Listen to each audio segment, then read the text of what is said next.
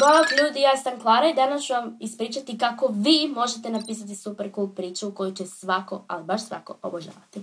Pa da počnemo uz par savjeta, stvarno možete napisati prekrasnu priču.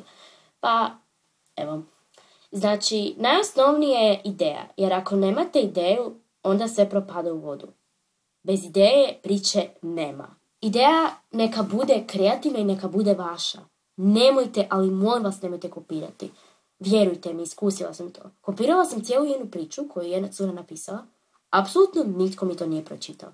To stvarno nije zapravo lijepo. To je ko da ja sad prepišem recimo neku pjesmu od nekog izvođača i kažem da sam ju ja napisala. A zapravo je on to napisao. To je stvarno, to je krađa zapravo. To je krađa. Isto tako, jako su bitne gramatičke greške. Svi ih radimo. Znam. Ni meni to ne ide, ni ja gramatika ne idemo zajedno. Vjerujte mi, ja ih imam hrpa u svojim pričama, ne želim ni reći ni broj koliki je.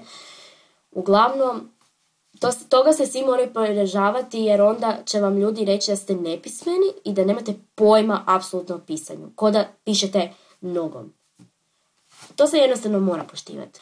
Za priču je isto tako bitno da imate, ako sam već rekla ili nisam, primamljiv naslov i naslovnicu. Jer to vam daje stvarno velik plus. Ali stvarno velik plus. A zapravo sve skupa u tome, jako je bitno da budete maštoviti i da bude vaša priča zanimljiva.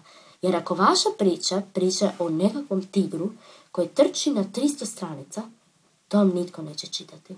Ali stvarno nitko.